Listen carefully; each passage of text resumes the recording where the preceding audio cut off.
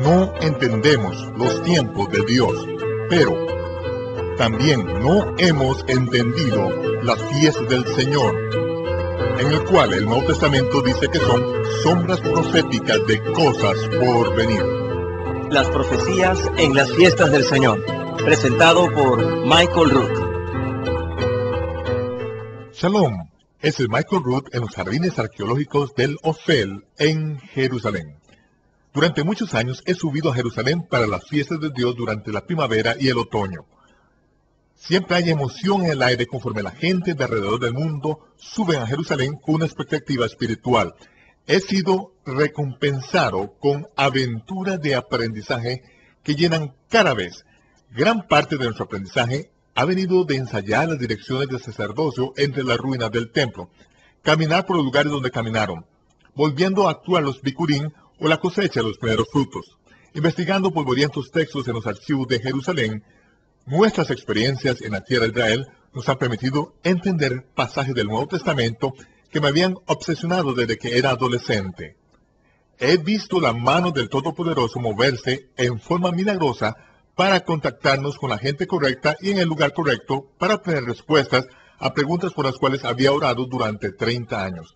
Esas respuestas llegaron de modo que pudiéramos conocer la verdad de las Escrituras y de modo que pudiéramos conseguir por un camino de descubrimientos que será una luz para la próxima generación. Únese a nosotros en los estudios de televisión de Lester Summerall, donde se grabó esta presentación de multimedia sobre las profecías de las fiestas del Señor ante estudiantes de profecía bíblica reunidos por el Club de la Profecía. Ese es el curso Profecía Bíblica 101. Ahora, el episodio número 12 de la serie de 26 partes sobre las profecías en las fiestas del Señor, los bikurim, la ofrenda de los primeros frutos. Este último año salieron a la luz incluso más detalles mientras estábamos en la ciudad de Jerusalén trabajando sobre el calendario bíblico. Fue el 3 de abril cuando recibimos la noticia de que nada de la cebada, ninguno de los 8 campos de cebada que habíamos plantado iba a estar a Aviv. Eso era algo que habíamos sospechado debido a que las semanas anteriores a esto, la cebada no había madurado hasta este punto. De hecho, había germinado muy tarde en el año debido a la falta de lluvia en la tierra de Israel. Así que fue entonces cuando hicimos nuestro plan para llegar allí el 5 de mayo. El 5, al llegar a Jerusalén, la cebada estaba Aviv. Entonces supimos que aquel era el mes del Aviv y tendríamos que esperar un periodo de 2 semanas de tiempo hasta las festividades para la fiesta de panes sin levadura y para que comenzase la Pascua. Y con lo que nos encontramos no fue un accidente. Empezamos a entender más sobre los ensayos que estaban aquí en las Escrituras, de modo que me gustaría leer en el capítulo 27 de Mateo, Matillahu, en el versículo 50, donde leemos, y dice: pero Jesús, habiendo otra vez clamado a gran voz, entregó el Espíritu. Entonces el velo del templo se rasgó en dos, de arriba abajo, la tierra tembló, las rocas se partieron, los sepulcros se abrieron, y muchos cuerpos de santos que habían dormido se levantaron, y después que Él resucitó, salieron de los sepulcros, entraron en la santa ciudad, y aparecieron a muchos. Ahora el centurión y los que estaban con él custodiando a Jesús, al ver que el terremoto y las cosas que habían sido hechas, llenos de temor, dijeron: verdaderamente este era el Hijo de Dios. Había allí muchas mujeres mirando desde lejos que habían seguido a Jesús desde Galilea, sirviéndole. Entre ellas estaba María Magdalena. Este pasaje es un tanto extraordinario en la manera en que presenta las cosas. Dice que cuando Él resucitó, ellos resucitaron. Para empezar, habla de cuando la tierra tembló, las rocas se partieron, los sepulcros se abrieron. De inmediato se refiere a cuando Él resucitó. Después de su resurrección, ellos resucitaron. Y está hablando acerca de todas estas cosas justo antes de llegar al final ingenioso. En otras palabras, está hablando de la resurrección, acerca de la resurrección de estos santos, pero está dando detalles sobre algo que aún faltan 3 días para que suceda. No es habitual en cuanto al orden de los acontecimientos a los que se hace referencia aquí, porque aún nos queda otro capítulo y medio antes de la resurrección. ¿A qué se debe esto?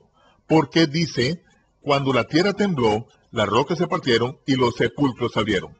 Esto es algo que no quedó claro hasta este año en Jerusalén en la fiesta de Pesach, cuando estábamos repasando algunos escritos judíos antiguos allí en la ciudad de Jerusalén, y descubrimos que los sacerdotes plantaron la cebada en la ladera del Monte de los Olivos, al otro lado del puente sobre el valle de Cedrón, en la región del Valle de las Cenizas, que es un sector protegido. Ahora, según Miro Cohen, un sacerdote de Israel, y el único pastor judío que queda ahora en Tecoa, los sacerdotes acostumbraban a plantar siempre la cebada en la ladera del Monte de los Olivos en el primer día de la octava luna. Maher Shuan significa la octava luna. Ahí es donde los sacerdotes plantaban la cebada, porque justo al otro lado del monte del templo podían cruzar e inspeccionar la cebada a fin de terminar el mes del Aviv. Entonces podían ir y recoger la cebada, de modo que ese era el lugar donde se hacía al otro lado del monte del templo, en el monte de los Olivos.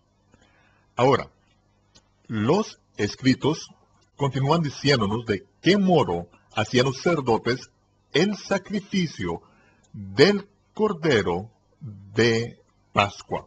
Cuando se había sacrificado el último cordero de Pascua y el sumo sacerdote gritaba, consumado es, todos los corderos de Pascua los llevaban desde el monte del templo a los hogares particulares y los metían en los hornos antes de la puesta del sol. En aquel entonces se reunía un grupo de sacerdotes y cruzaban el puente sobre el valle de Cedrón al lado del monte de los Olivos, donde habían plantado la cebada 6 meses antes. Acostumbraban en aquella época a colocar una cuerda alrededor de 10 homer de cebada, poniendo a un lado los tallos sin cortar, y en ese momento los marcaban. Después del consumado es, los sacerdotes iban a marcar la cebada que habría de ser cosechada 3 días después, en el momento de los Bikurim. En el año de la crucifixión de Yahshua, la cosecha de la cebada habría de realizarse exactamente 3 días y 3 noches después. Pero cada año, el 14, justo antes de ponerse el sol, iban y marcaban la cebada, y luego al final del sábado semanal, justo al ponerse el sol, los sacerdotes cruzaban el puente del Valle de Cedrón, invitando a la gente que fuesen a ese acto, pues se hacía públicamente. Así que al ponerse el sol, el sacerdote cruzaba el puente del Valle de Cedrón y se dirigía a ese campo de cebada donde tenían 10 homer de gavillas sin cortar. 10 homer de cebada de los primeros frutos que ya estaban marcados, ya había oscurecido, y el que ya los hubiesen marcado tenía sentido. En la compañía de todos los que observaban, uno de los sacerdotes acostumbraba a preguntar, ¿se ha puesto ya el sol? Y el resto de los sacerdotes contestaba, Ken, sí, ya se ha puesto. Entonces él decía, ¿cosecharía la cebada? Sí, cosecharemos la cebada, le contestaba. ¿Con esta hoz? Sí, con esta hoz, levantando la hoz en el aire. ¿Y la meterías en la cesta? Sí, en esta cesta. Y entonces recogían aquellos 10 hombres públicamente delante de toda aquella gente. Era una demostración pública de la cosecha de los primeros frutos, que a continuación metían en cestas y se llevaban de modo que las podían procesar durante la noche. Los hacían en forma de pasteles o panes, que era la ofrenda apropiada para los bikurim o los primeros frutos. Pero esa ofrenda de los primeros frutos no se ofrecía en el templo hasta la mañana siguiente. Y antes de que el sumo sacerdote entrase en el lugar sagrado, antes de que hiciese ninguna ofrenda, debía estar siempre en el monte del templo, en el monte Moriah, en el que había un estanque o mikvah privado para los sacerdotes, de modo que se metía en él, se apartaba del resto del mundo y hacía su mikvah. Permanecía en el monte Moriah, en el monte del templo, durante los 3 días anteriores a los bikurim o a la ofrenda de los primeros frutos. De modo que hemos visto el cumplimiento de lo que había quedado constancia aquí en las Escrituras. Pero no nos habíamos dado cuenta de que esto era un ensayo hasta este año mismo. Porque dice que cuando entregó el Espíritu, la tierra tembló y las peras se partieron y se abrieron los sepulcros. Y cuando Él resucitó, ellos resucitaron. ¿Por qué dice eso inmediato? Porque aquí tenemos la imagen. Cuando la tierra tembló y se partieron las rocas y se abrieron los sepulcros, Estas tumbas, estos primeros frutos, estaban marcados. Es como cuando los sacerdotes ponían la cinta alrededor de los montones de cebada. Todos ellos eran marcados en ese momento. Pero no resucitaron hasta el día de los primeros frutos, cuando el sacerdote iba allí y cortaba la cebada en público. Por eso dice que cuando él resucitó, ellos resucitaron y se le aparecieron a muchos en las calles de Jerusalén. Aquella cosecha de los primeros frutos fue pública y fue presenciada por el resto del pueblo en el mismo momento.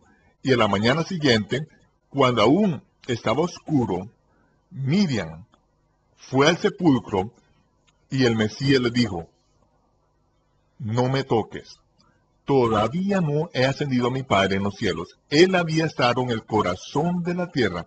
¿Y dónde está el corazón de la tierra? En ese sarcófago de piedra, en esa tumba que está justo a la ladera del monte de Moriah, cerca del pico más alto del monte Moriah. De modo que él se encontró aislado, apartado durante 3 días y 3 noches, sin que nadie del exterior le tocase. Ahora se dispone a ofrecer la cosecha de los primeros frutos, para lo cual ascendió ante el trono del Padre, ofreciéndolos como la cosecha de los primeros frutos, y los dejó tras de sí. Eran los santos de los primeros frutos. Y esa es la imagen. Recuerde usted que en 1 Corintios capítulo 15 dice: todos resucitarán a su propio orden. Dice, el Mesías, las primicias, después de aquellos que pertenecen al Mesías, a su venida, y luego será el fin, cuando haya suprimido todo el dominio, toda autoridad y todo poder, y habrá destruido el postrer enemigo, que es la muerte.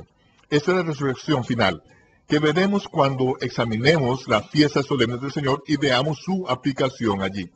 Pero como ven, cada una de estas fiestas en la primavera, el Mesías las ha cumplido hasta el día, la hora y en el momento exacto, en cada detalle, conforme a lo que se había ensayado. Ahora, lo que ha transcurrido este último año es que estuvimos en Tecoa para presenciar el momento en que por primera vez se fue una franja de la luna nueva para marcar el mes de Aviv, el comienzo del día del Señor. Nos habían informado equivocadamente que nuestro buen amigo Joshua Cohen se había marchado del país. Joshua es un Cohenim, un sacerdote de Israel y un creyente en el Mesías.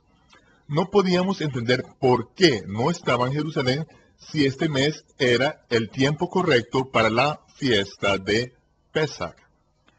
Habíamos visto cómo Dios había conseguido a lo largo de los años que nos reuniésemos con Joshua para celebrar determinados sucesos espirituales. Nos sentimos decepcionados cuando nos dijeron que se había ido de Jerusalén y que ya no se encontraba en Israel. Todos sentíamos que algo faltaba en nuestra experiencia en Israel, sin que estuviese presente. Un par de días después descubrimos que mientras nosotros estábamos en Tecoa anunciando el comienzo del día del Señor, Joshua había estado esa noche en Jerusalén y había subido a la verja de seguridad que rodea el camino de la muralla.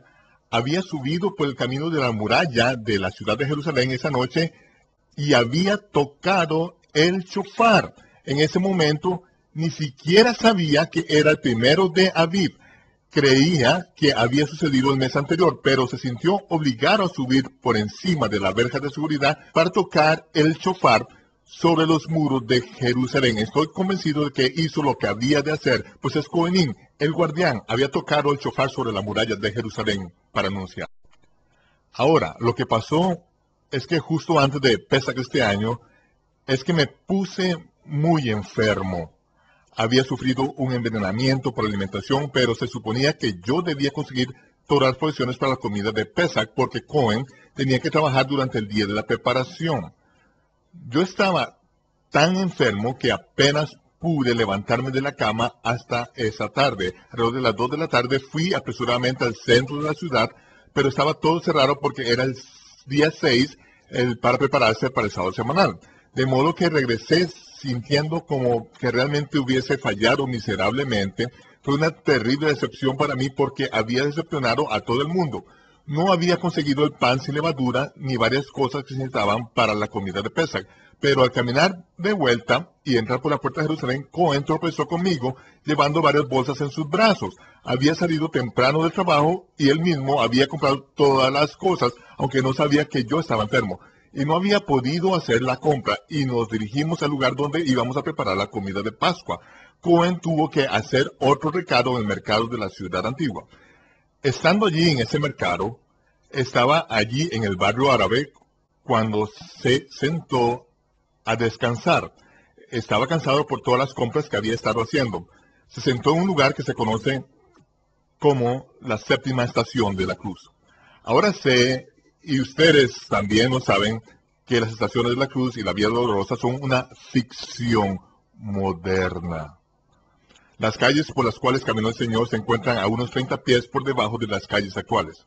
Pero en este lugar donde hay un banco de piedra en el que Cohen se detuvo a descansar, según la tradición es el lugar en que el Señor cayó bajo el peso de la cruz. Mientras Cohen estaba allí sentado descansando, vinieron niños por la calle trayendo con ellos a un cordero macho de 1 año para llevarlo al mercado a que lo matasen. Pero al tirar del cordero se resistió porque no quería ir. Cuando están justo delante de Cohen, las patas del cordero se comban y cae al suelo. Y los niños intentan levantarlo, pero no consiguen que el cordero se ponga en pie. De modo que le dijeron a Cohen, ¿nos ayudas? ¿Puedes llevar el cordero al mercado para que lo maten? Y él les contestó, no voy a hacerlo. Nos estamos preparando para la Pesach. Pero mientras estaba sentado pensó, no, esta experiencia es para mí. Se supone que debo hacer esto. Cohen se acercó, agarró por debajo del cordero y lo cogió en sus brazos, y tan pronto lo cogió en sus brazos, el cordero apoyó su cabeza sobre el pecho de Cohen y lo llevó al matadero. Cohen regresó del mercado y entró en la cocina donde yo estaba preparando el haroshet y algunas otras cosas para Pesach. Al entrar por la puerta, el aroma invadió el cuarto. Entonces me explicó lo que había pasado con el cordero. Cuando me contó el incidente, le dije, esta es la hora misma en que los corderos de Pascua los llevaban al monte del templo para el sacrificio. Ese es el día 14, es el día de la preparación. Justo cuando él estaba llevando el cordero al matadero, era el momento en que los corderos de Pascua estaban siendo sacrificados en lo alto del monte del templo hace justo 2000 años atrás. Entonces Joshua se fue para ducharse y cuando regresó tenía una paloma blanca en una jaula. El niño del vecino, cuyo apellido era Menorá, la luz, el candelero de 7 brazos, acababa de coger esta paloma blanca que era perfecta en las calles de Jerusalén. Había estado paseando llevando la mano una flecha no afilada. Esta perfecta paloma blanca estaba ocupada comiendo semillas en la calle, de modo que el niño la agarró metiendo la flecha en sus alas. Decidimos comprar la paloma por el precio de la redención. El precio de la libertad son 50 checos. A pesar de que el niño quería 40 checos, le dimos 50 checos por ella. A la paloma le pusimos por nombre Elías, y esa noche pasó Pesach con nosotros. Entonces, justo cuando se supone que Elías debe llegar, a la medianoche, descendimos por la muralla del oeste para poner en libertad a la paloma, pero la paloma no volaba. Bajo la luna llena de Pesach, se fue de nuestras manos, descendió y se encaramó en una de las mesas del rollo de la Torá, pasando toda la noche delante de la muralla. También llevamos con nosotros la copa de Elías a la muralla, puesto que Elías no se presentó en el apartamento, pensamos de descender a la muralla, y como es natural, esos son ensayos divertidos, porque no estamos realmente esperando que aparezca Elías, debido a que eso es algo que aún pertenece a un tiempo futuro, un futuro cercano. Espero con todo y con eso a un tiempo en el futuro, al examinar las fiestas solemnes del Señor, veremos de que la manera en que encajan todas estas cosas. De modo que hay cosas que suceden en la tierra de Jerusalén, como dice el Malach, el ángel va delante de nosotros a preparar el camino para la fiesta. Yo encuentro que esa es una realidad cada año cuando voy a la fiesta en otoño, a la fiesta de Sukkot y a la fiesta de la primavera, a regresar para la fiesta de Pesach. Vemos que todos los años se producen sucesos milagrosos que nos ayudan, dándonos más enseñanzas. Al estudiar la fiesta de otoño, veremos algunos de los sucesos que tuvieron lugar durante nuestro tiempo con los samaritanos, durante las fiestas de los tabernáculos que, de nuevo, nos permitieron entender más sobre las Escrituras del Nuevo Testamento y la arqueología viva que es parte de nuestras vidas hoy en la tierra de Israel.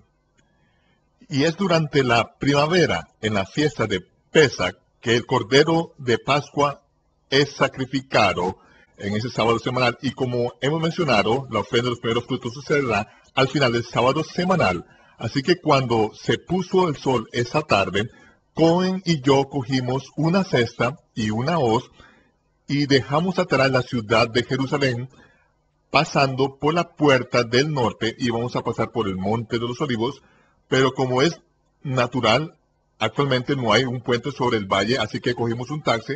Al salir por la puerta le pedí a un taxista árabe que nos llevase sobre el Monte de los Olivos, y dijo que lo haría por 20 checos. Nos discutí con él y nos metimos en el auto, y él apenas si hablaba un poquito de inglés. Al bajar por la calle hay un cruce en la carretera. La mayoría de las personas que van al Monte de los Olivos acostumbran a ir por la derecha, pero yo sabía que teníamos que ir por la izquierda. Así que justo al llegar al cruce me disponía a decirle que fuese a la izquierda, y él dio un viraje inmediatamente al carril izquierdo, de modo que no tuve que decirle nada. Cada vez que hemos subido a esta región donde habíamos plantado la cebada, cada vez nos habíamos perdido. Nunca hemos podido ir directamente allí. Y estoy allí buscando la carretera que marca a la dirección derecha, pero al descender al Valle de Cedrón y luego subir a la próxima colina, al decirle que fuese yo a la derecha, nuestro taxista dijo, sé a dónde vais. Así que a partir de entonces no le dije nada más.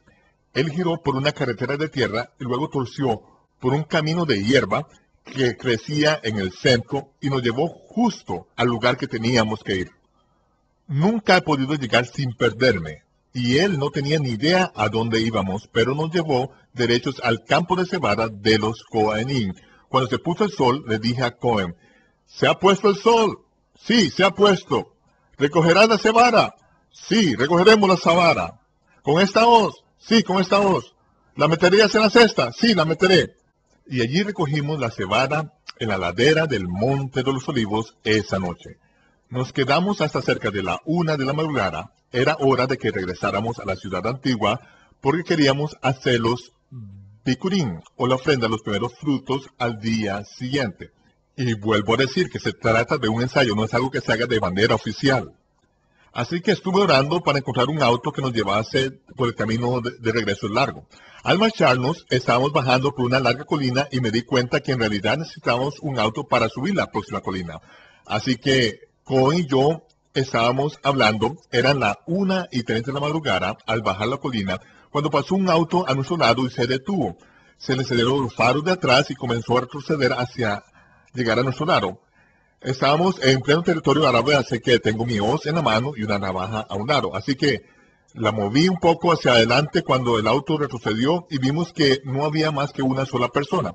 De modo que abrí la puerta y el conductor dijo, ¿necesitan que les lleve? A lo que les contesté, sí, a la puerta de Jaffa. Nos metimos y le pregunté, ¿cómo te llamas? Y me contestó, Samuel, que significa escucho. Le dije, has debido de oír del Señor porque hemos estado orando para que pasase un auto. Y él dijo, ¿sois creyentes en Yahshua? Y le dijimos, sí, sí. Así que pasamos un rato maravilloso de compañerismo con él, que habla un inglés quebrado, mientras que nos llevaba de vuelta a la ciudad. A la mañana siguiente nos levantamos temprano y subimos por encima de la verja de seguridad para entrar en el enclave arqueológico del muro sur del área del templo. Apenas pasaban unos minutos de las 6 de la mañana y teníamos nuestra cesta con nosotros. Llegamos al lugar y cuando íbamos a subir al muro del sur del templo por la triple puerta, vi que había un par de oficiales de la policía militar que nos habían visto entrar en el emplazamiento arqueológico y ahora venían hacia nosotros. Entonces les dije a Cohen, no digas nada, yo hablaré, no somos turistas, estamos aquí en obediencia a lo que dice la Torá de Dios, estamos aquí para ofrecer la ofrenda de los bikurim y yo hablaré. Así que fuimos a la triple puerta, que actualmente está cerrada, y allí leímos de las escrituras lo que se debe decir al presentar los bikurim o la ofrenda de los primeros frutos. Al comenzar yo a leer las escrituras, se acercaron los oficiales, se echaron un poco atrás y se quedaron observando lo que hacíamos. Tocamos el shofar e hicimos todo lo que se suponía que debíamos hacer, mientras que ellos permanecían allí observando todo sin decir una sola palabra, y luego nos fuimos. Ensayamos cada detalle hasta las horas mismas en las que se hicieron estas cosas hace 3000 años. Sí, caminamos haciendo estas cosas y la mayor parte fueron por casualidad. Michael Root regresará en tan solo unos momentos.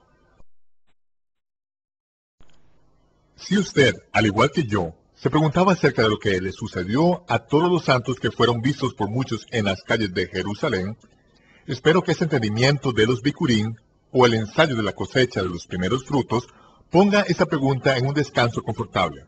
Así como esos creyentes se deleitan en la presencia del santo, nosotros podemos tener confianza que en la resurrección del último día, nosotros también seremos vestidos con un cuerpo incorruptible. Un día el capitán de nuestra salvación será revelado desde el cielo con los ángeles de su poder, aplastará todo principado, poder y dominio. Él gobernará la tierra con vara de hierro y cada voluntad recalcitrante doblará su rodilla ante Yahshua. Hasta este día tenemos poder y autoridad en él, porque él cumplió la fiesta de Shavuot, la fiesta de las semanas, Pentecostés. Ese poder y el consuelo del Espíritu Santo estarán con nosotros y dentro de nosotros hasta el día en que Él nos llame a su hogar. Lo invitamos a unirse a nosotros la próxima vez para el episodio número 13 de esta serie de 26 partes sobre las profecías de las fiestas del Señor. El Mesías cumple Shavuot, Pentecostés. Este es Michael Root desde Jerusalén, deseándoles Shalom, paz, y les veré cuando se aclare el humo.